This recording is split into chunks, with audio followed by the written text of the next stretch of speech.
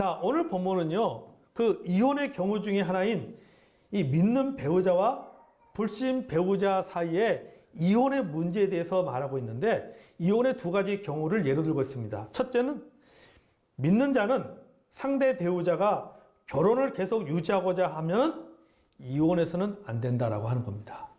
두 번째는 믿는 자는 상대 배우자가, 그러니까 불신 배우자가 이혼을 원할 경우에 이혼할 수 있다라고 하는 겁니다. 그러니까 하나는 뭐예요? 이혼할 수 없다. 또 하나는 이혼할 수 있다라고 하는 것입니다. 자, 먼저 이 상대 배우자가, 불신 배우자가 결혼을 계속 유지하고자 한다면 성경은 뭐라고 말했어요? 이혼하지 말아야 된다라고 먼저 말하고 있습니다. 자, 12절, 13절 볼까요? 자, 다시 한번 읽겠습니다. 그 나머지 사람들에게 내가 말하노니 이는 주의 명령이 아니라 만일 어떤 형제에게 믿지 아니하는 아내가 있어 남편과 함께 살기를 좋아하거든 그를 버리지 말며 어떤 여자에게 믿지 아니하는 남편이 있어 아내와 함께 살기를 좋아하거든 그 남편을 버리지 말라고 했습니다. 아멘. 자, 우리가 여기서 주목해야 될 아주 중요한 두 개의 단어가 있습니다. 하나는 뭐냐면 버리지 말라.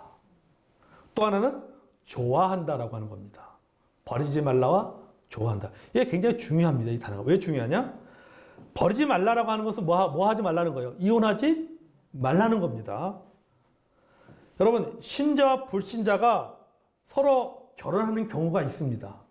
믿는 사람과 안 믿는 사람이 서로 결혼하는 경우가 있습니다. 초대교회에서도 마찬가지고 지금도 마찬가지잖아요. 서로 좋아서 애정 때문에 또는 어떻게 보면 또 양가의 어떤 약속 때문에 뭐 그런 경우는 별로 없다. 어떻든 간에 어떤 이유인지는 모르겠지만은 신앙을 떠나서 결혼하는 경우들이 있어요. 믿는 형제와 믿지 않는 자매, 때로는 믿지 않는 형제와 믿는 자매 이렇게 해가지고 결혼하는 경우들이 있잖아요. 한쪽이 믿고 한쪽이 안 믿고 그래서 결혼하는 경우도 있습니다. 하지만 사실 그렇게 결혼하게 되면요, 결혼 생활이 평탄치만은 않습니다. 왜냐하면요, 신자와 불신자 사이에는요, 본질적인 차이가 존재하기 때문이에요. 본질. 그러니까 평상시에는 전혀 문제가 되지 않은데 이 가운데 신앙의 문제가 끼어들면은 항상 문제가 생기는 거예요. 신앙의 문제가 끼어들었다면은 평상시에 좋았던 관계도 틀어지기 시작하는 겁니다. 부딪히기 시작하는 거예요. 여러분, 부부가 서로 같은 공간에서 원만 가지고 사는 것이 아닙니다. 서로가 추구하는 가치가 같아야 되는 거예요. 방법은 다르더라도 방향은 같아야 되는 것입니다. 그런데 불신자와 결혼하는 것은 서로 간에 방향이 달라지는 겁니다. 서로 간에 추구하는 가치 자체와 목적이 다른 거예요. 자, 서로 다른 방향을 보고 사는 것 같습니다. 그러다 보니까는 신앙의 갈등이 생길 수밖에 없는 거예요. 그러니까 평상시에는 다른 문제 가지고는 문제가 안 생겨. 예를 들어서 뭐 자녀 문제라든지 경제 문제라든지 뭐 이런 거 가서는 문제가 안 생기더라도 거기에 꼭 신앙이 들어가면은 이게 문제가 생기는 거예요. 갈등이 생기는 거예요. 신앙만 들어갔다면은, 교회에게만 나왔다면은, 예수님에게 나왔다면은 서로 간에 갈등이 생기는 거예요. 서로 간에 언쟁이 벌어지는 거죠. 서로 마음이 상하는 거죠. 자, 갈등이 생깁니다. 그럼 그 갈등으로 인한 모든 고통은 고스란히 누구의 몫이 되느냐? 믿는 배우자의 몫이 됩니다. 믿는 배우자의 몫이 돼요. 결국 그 갈등으로 인한 상처, 고통은 결국은 누가 그것을 다 감당해야 되냐면요, 믿지 않는 배우자가 감당하는 것이 아니라 믿는 배우자가 감당할 수밖에 없는 거예요. 예를 들어서 보세요. TV에서 무슨 뭐 교회 또는 뭐 목사 무슨 얘기 나오면은 뭐 부정적인 얘기 나오면은 봐봐. 저 교회들 다 저렇다니까. 내가 교회 안 나가는 거야. 내가 교회. 자, 목사들 봐. 목사는 무슨 목사야? 목사지. 뭐 이러면서 말이지. 예? 얘기한단 말이죠. 그러면 믿는 부인은 마음이 얼마나 불편합니까? 여러분, 우리가 그렇잖아요. 누가 교회 욕하고, 우리 교회 욕하지 않다 할지라도, 누가 기독교 욕하고, 교회 욕하고, 목사 욕하면 어떻습니까? 나하고 전혀 관계가 없는 목사님이고, 본 적도 없는 목사님이고, 가본 적도 없는 교회지만, 그래도 왜 마음이 불편해요, 사실은요. 굉장히 불편합니다, 마음이. 속상합니다. 그러니까 이 고통의 몫을 다 누가 감당해야 되는 거예요? 믿는 배우자가 그것을 감당해야 되는 겁니다. 그렇기 때문에 여러분, 믿지 않는 자와 결혼할 때는요, 이걸 각오를 해야 돼요. 본인이 그걸 각오해야 돼요. 아예 괜찮을 거야. 그거는 본인 생각이고. 감당해야 되는 거예요. 신앙과 상관없이, 나는 상관없습니다. 그래도 좋아요. 뭐, 그 남자만 보고 있으면 너무 행복해요. 같이 뭐 헤어지면은 안 돼요. 소위 필 받아가지고. 예? 그래가지고 나는 뭐 상관없습니다. 뭐 결혼하겠다면요, 막을 수는 없죠. 안 그랬습니까? 사실 우리가 이제 부모로서 자녀들이 서로 믿는 배우자를 만나서 결혼했으면 좋겠다라고 생각하잖아요. 근데 어느 날 딱 보니까는 아들이 데려왔는데 보니까는 안 믿어. 남자를 데리고 왔는데 안 믿어. 교회 다녀야 돼요? 예, 대답은 잘하지. 대답은 잘해요. 그 자리에서 대답. 왜? 일단 결혼해야지. 대답은 잘해. 염려가 되죠. 그래서 안 된다라고 말해도 본인들이 하겠다 하면 어쩔 수 없잖아요, 사실은. 안 그래요? 부모가 어떻게 그거 꺾을 수 있습니까? 그래? 네가 만약에 믿지 않는 사람하고 결혼하면은 너와 나하고는 남이야. 이럴 수 없잖아요. 그래서 그렇게 할 수가 없습니다. 막을 수는 없죠. 하지만 여러분, 추천하고 싶은 성격의 결혼은 아니다라고 하는 겁니다. 그만큼 대가 지불을 각오해야 된다라고 하는 거예요. 그러니까 만약에 여러분의 자녀들이 결혼의 문제를 가지고 부모와 상의를 할 때, 만약에 믿지 않는 배우자와 결혼하고자 한다라고 했을 때에, 여러분 분명히 이 부분을 이야기해 줘야 돼요. 네가 만약에 다행스럽게 믿지 않는 네 남편이나 그 아내가 같이 교회를 다니고 같이 신앙생활하면 뭐 괜찮겠지만, 만약에 그렇지 않을 경우에 그것으로 생기는 여러 가지 어떤 심적인 고통은 네가 그걸 감당할 각오를 해야 된다는 거예요. 그걸 분명히 말해줘야 돼요. 여러분, 이 신앙으로 인한 부부간의 갈등은요, 반드시 일어납니다. 근데 만약에 이상하게 일어나지 않아요. 안 믿는 배우자하고 결혼했는데 전혀 신앙적인 갈등이 없어. 전혀 이런 문제가 없어. 둘 중에 하나예요. 믿는 배우자가 자기 신앙을 포기했거나, 아니면은 불신 배우자가 믿는 배우자의 신앙을 지지하거나, 그러니까 둘 중에 하나예요. 포기하거나 지지하거나. 둘 중에 하나입니다. 둘 중에 하나면 전혀 신앙적인 갈등이 없어. 근데 만약에 이 둘 중에 하나가 아닌 경우에는 뭡니까? 갈등이 생길 수밖에 없는 거예요. 그건 100%예요. 여러분, 모든 사람에게 결혼이라고 하는 것은요, 신앙이 있든 신앙이 없든 간에 모든 사람에게 결혼은 신앙과 상관없이 하나님의 선물이고 거룩한 것입니다. 아멘? 거룩한 거예요. 더욱이 불신 배우자가 결혼 생활을 유지하기 원한다면 이 결혼은 해체할 수가 없는 거예요. 이혼할 수가 없는 거예요.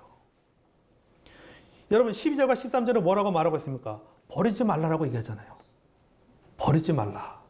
그런데 버리면 안 되는 선행 조건이 하나 있습니다. 뭐 하거든? 좋아하거든. 좋아하거든. 여러분, 여기서 좋아하거든이라고 하는 것은요, 단순히 즐거워한다는 의미를 넘어서 상대방의 행위를 나누는 것입니다. 또 어떤 행위를 적극적으로 지지하는 것을 뜻하는 단어입니다. 따라서 뭐냐면은, 불신 배우자가 믿는 배우자와 함께 사는 것을 좋아한다는 것은 좋아한다는 것은요, 그런 믿는 배우자의 삶을 나누고 적극적으로 지지하겠다는 의미라고 하는 겁니다. 다시 말하면은 배우자의 신앙을 지지하겠다는 의사표시예요. 반대하거나 방해하거나 핍박하지 않겠다는 의미입니다. 그러니까 이런 거 아주 쉽게 하는 거죠. 나는 교회를 나가지 않지만 너가 교회를 다니는 거에 대해서 너가 예수를 믿는 거에 대해서 내가 뭐라고 말하지 않겠다. 이런 경우죠. 내가 교회를 안 나가지만은 당신이 교회를 나가고 당신이 예수 믿고 당신이 교회에서 뭐 헌신하고 뭐 헌금하고 뭐 이런 거에서 내가 말하지 않겠다. 이거예요. 그냥 좋아한다는 것이 그냥 보고만 있으면 좋아가지고 보고 있어도 보고 싶은 이게 아니라 그게 아니라 지지한다는 뜻이에요. 지지한다. 당신의 신앙을 내가 지지한다라고 하는 거죠. 여러분 자 보세요. 이런 경우에는요. 부부 관계를 지속할 수 있는 주도권이 믿는 배우자에게 있습니다. 이런 관계라면요. 결혼 생활을 지속해야 됩니다. 자, 그 이유가 나가 있어요. 왜 결혼 생활을 지속을 해야 되냐? 믿지 않는 배우자가 좋아하거든. 이혼해서는 안 된다. 같이 살아야 된다. 같이 살아야 될 이유가 있다. 그 이유가 뭐냐? 14절에 보십시오. 14절에. 자, 믿지 아니하는 남편이 아내로 말미암아 뭐가 되고? 거룩하게 되고. 믿지 아니하는 아내가 남편으로 말미암아 거룩하게 되나니 그렇지 않으면 너희 자녀도 깨끗하지 못하니라. 그러나 이제 거룩하니라. 아멘. 불신 배우자가 믿는 배우자와 함께 살기를 좋아하게 되면 삶에 영향을 받는다라고 하는 겁니다. 삶에 영향을 받는 거예요. 여기 본문에요. 거룩하게 되고라는 말로 표현하고 있는데 여기서 이 거룩함은요. 본질의 거룩함을 말하는 것이 아니에요. 구원받게 된다라고 하는 것을 말하는 것이 아니에요. 말하는 것이 아니라 그가 가지고 있는 죄성이 어느 정도 통제를 받는다라고 하는 겁니다. 다시 말해서 이게요. 불신 배우자와 믿는 배우자가 함께 살게 되면은 불신 배우자는 믿는 배우자가 가지고 있는 신앙에 대해서 어느 정도 영향을 받게 된다라는 얘기입니다. 그걸 성경은 뭐라고 표현하고 있어요? 거룩하게 되고 라고 표현하고 있는 거예요. 영향을 받는 거예요. 영향을. 통제를 받는 거예요. 여러분 세상의 종교는요. 세상의 종교 원칙 중에 하나가 뭐예요? 부정탄다는 원칙입니다. 그래서 한 집안에 종교가 두 개면 뭐 한다 그래요? 부정탄다 그러잖아요. 그죠? 이게 세상의 종교의 특징이에요. 부정을 탑니다. 그래서 유대교도 보면요. 바리새인이나 서기관들은 세리나 죄인들을 가까이 하지 않았습니다. 가까이 하지 않았어요. 왜 가까이 하지 않았죠? 부정탄다고 생각했어요. 그들은 부정한 자라고 생각했어요. 이게 세상의 종교예요. 세상의 종교는요. 부정을 탄다는 종교의 원칙을 갖고 있습니다. 그런데 예수님 원칙은 다릅니다. 예수님의 원칙은 뭔지 아세요? 거룩함의 원칙이에요. 예수님이 만나는 세리나 문둥병자들 세상으로 다 부정한 자로 여겼습니다. 다른 종교들 다 부정하다고 말하는 사람들입니다. 그런데 그들이 예수님을 만나면 어떻게 됩니까? 거룩하게 돼요. 여러분 그게 바로 세상 종교와 기독교의 차이예요. 세상 종교는 한 집안에 두 종교가 있으면 부정 타는데요. 기독교에서는요. 한 집안에 두 종교가 있으면 우상 종교가 어떻게 된다? 거룩하게 된다. 아멘? 선한 영향을 받게 되는 거예요. 그게 차이예요. 다음으로는 불신 배우자가 믿는 배우자에게 이혼을 요구할 경우입니다. 먼저 이혼을 요구하는 거예요. 안 믿는 배우자가 믿는 배우자, 우리 이혼합시다. 우리 갈라서, 우리 헤어져. 이럴 경우에는 어떻게 되냐? 이혼할 수 있다라고 얘기하는 거죠. 이혼할 수 있다. 15절 볼까요? 혹 믿지 아니한 자가 갈리거든 갈리게 하라. 형제나 자매가 이런 일에 구애될 것이 없느니라. 자, 이혼하고자 하는 이유가 경제적인 문제가 아닙니다. 도덕적인 문제가 아닙니다. 갈라서는 가장 큰 이유는, 이혼하는 가장 큰 이유는 지금 무슨 문제 때문에 이혼하는 거예요? 신앙 때문에 이혼하는 거예요. 신앙이 때문에. 성격이나 인품이나 취미 등이 일치한다 해도 신앙을 이해하지 못하면 갈등이 생길 수밖에 없습니다. 자, 그렇게 갈등이 생기는데 만약에 그런 갈등으로 인해서 불신 배우자가 어떤 그 믿는 배우자로 인한 신앙의 문제 때문에 헤어지기를 원한다면 이혼이 허용될 수 있다라고 하는 겁니다. 여기 보세요. 이런 일에 구애될 것이 없다는 말은요. 무슨 표현인지 알아요? 미련 갖지 말라는 거예요. 미련 갖지 말고 이혼하자면 그래 이혼해. 끝내. 극단적으로 표현하면 그렇게 표현하는 것이죠. 미련을 갖지 말라는 것입니다. 단호하라는 뜻이에요. 단호하라. 이런 일에 구애받을 것이 없다라고 하는 것이죠. 여러분 우리가 이 세상을 살다 보면은 자꾸 이 부딪히는 윤리의 딜레마가 있습니다. 그러니까 윤리의 딜레마가 있어요. 이게 뭐냐면요. 여러분 우리가 살면서요. 선과 악. 이거는 이 둘 중에 하나를 선택하는 건 참 쉬워요. 그렇잖아요. 선과 악. 뭘 선택하면 되는 거예요? 악을 버리고 선을 선택하면 되는 거예요. 이거는 굉장히 쉬운 겁니다. 이건 누구나 할 수 있는 거예요. 하지만 여러분, 우리가 살다 보면요, 모든 선택, 이런 선택은 아니에요. 우리 앞에 놓인 모든 선택들이 선과 악이라고 하는 딱 서로 대비되는 그 둘 중 하나를 선택해야 된다라고 하는 그런 선택만 있는 게 아니에요. 어떤 경우는 무슨 선택이 있는지 아세요? 악과 악을 선택해야 되는 경우도 있어요. 악과 악을 선택해야 되는 경우가 있다는 거죠. 불행과 불행을 선택해야 되는 경우가 있어요. 선과 악이라면 선택하기가 쉽고, 예? 행복과 불행이라면 둘 중에 하나만 선택하면 된다는 말이죠. 근데 어떤 경우에는 뭐냐면요. 어떤 경우에는 불행과 불행이에요. 악과 악이에요. 이 둘 중에 하나를 선택해야 돼요. 뭘 선택하든지 간에 그게 나에게 상처가 되는 것, 상처일 수밖에 없는 그런 경우들이 있다라고 하는 것이죠. 뭘 선택하든 간에. 이게 바로 뭐냐. 이게 윤리의 딜레마예요. 자, 이럴 경우는 어떻게 해야 됩니까? 악과 악 중에 두 개를 둘 중에 하나를 선택해야 된다면은 뭘 선택해야 되는 거예요? 뭘 선택해야 돼요? 상대적으로 보다 작은 악을 선택할 수밖에 없다라고 하는 거죠. 그렇잖아요. 그래도 보다 덜 상처받는 것은 사실이지만은 그래도 덜 상처가 되는 것을 선택할 수밖에 없다라고 하는 겁니다. 이 말은 뭐냐면요. 지옥 같은 결혼을 유지하기보다는 이혼이라는 작은 악을 선택하는 것이 낫다라고 하는 겁니다.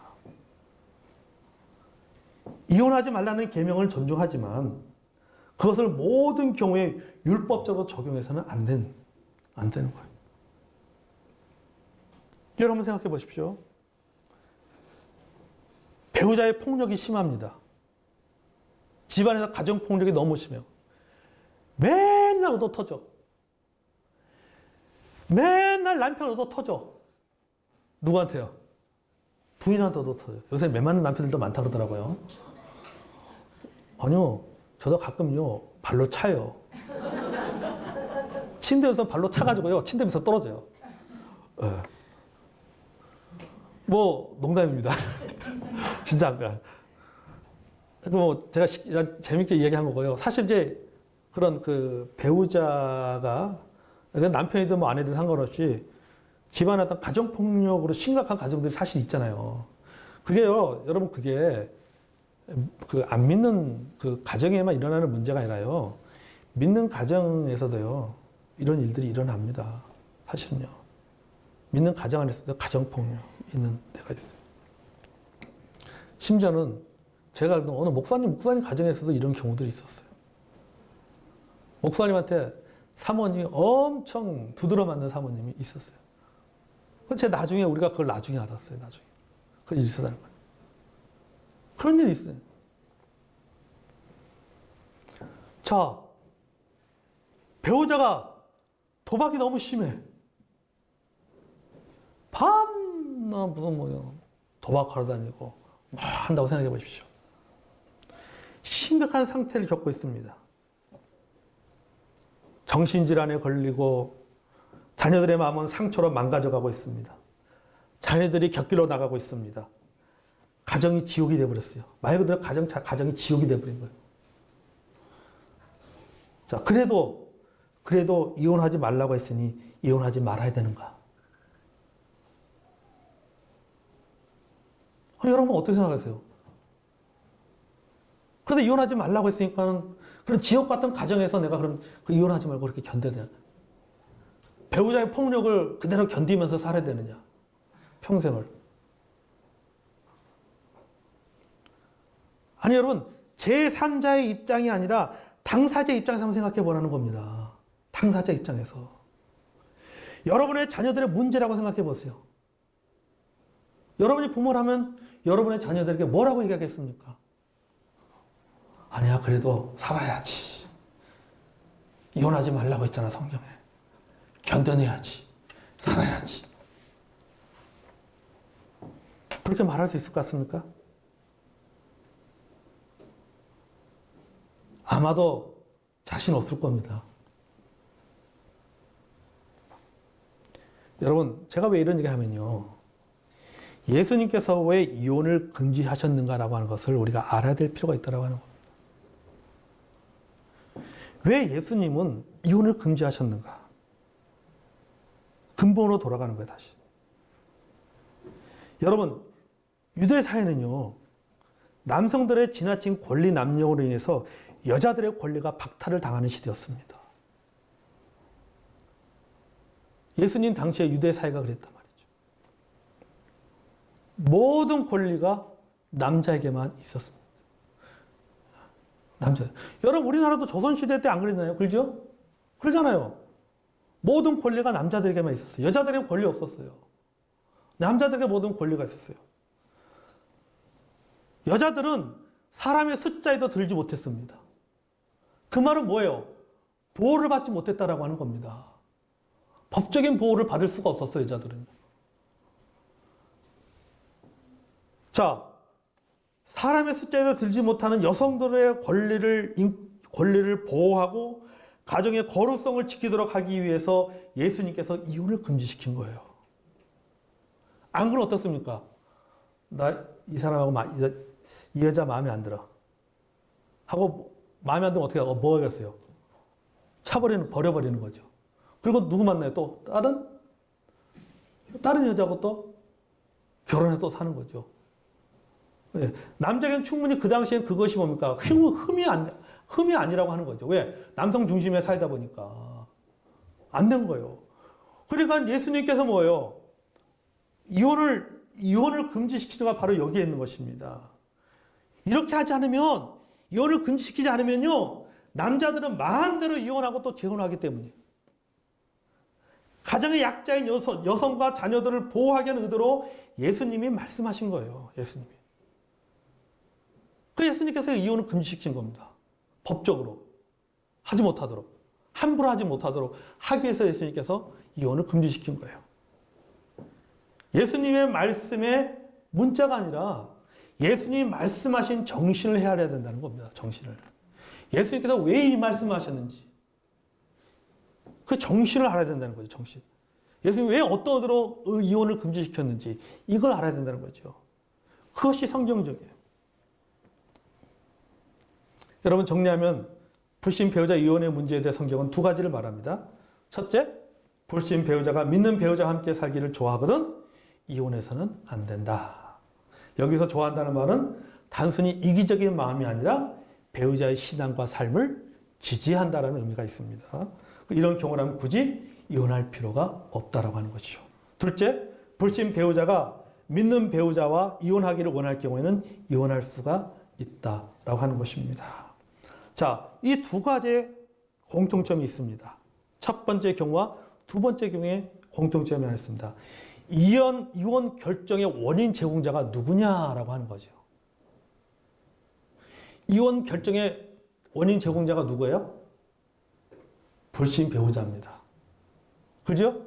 첫 번째 경우에도 불신 배우자예요. 두 번째 경우에도 불신 배우자입니다. 그러니까 좀 더 확대하면은 배우자가 가해자가 되어서 이혼 원인을 제공할 경우 이혼의 판단 여부는 피해자가 된 배우자가 결정할 수 있다는 의미이기도 합니다. 이런 경우가 있어서는 안 되겠죠. 그렇죠? 네. 자, 여러분 오늘 말씀을 이제 정리하면서 말씀을 마무리합니다. 여러분, 우리 성도들의 가정 가운데 이런 일이 없기를 바랍니다. 아멘. 이런 없기를 바라야 돼요. 만약에요, 지금 우리 안 믿는 우리 자매님들이 있습니다. 우리 믿는 자매님들, 남편들이 안 믿고 있습니다. 그래도 남편들이 여러분의 믿는 신앙에 대해서 지지해 주는 것에 감사하시기 바랍니다. 아멘. 감사하세요. 오늘 저녁에 집에 가서 맛있는 저녁밥 해주세요. 아멘? 감사했어요. 감사해요. 그거 진짜 감사해야 될 내용이에요. 안 그러면은 그 감당, 신앙의 몫을, 그것에 대한 신앙의 갈등에 대한 그 고통의 몫을 다 누가 감당해야 되는 거예요. 여러분들이 감당해야 되는 거예요. 여러분이 그걸. 근데 그 고통의 몫이 없잖아요. 그러니까 감사해야죠. 감사해야죠. 더 좋은 것은 뭡니까? 헤어지지 않는 이유. 뭐 하기 위해서? 거룩하게 되기 위해서. 거룩하게 만들기 위해서. 아멘? 거룩하게 만드시기 바랍니다. 아멘? 예, 말씀으로 기도로 뿐만 집안에서의 삶을 통해서 좋은 영향력을 끼치시기를 주의 이름으로 그렇게 또 권면하고 또 축복합니다.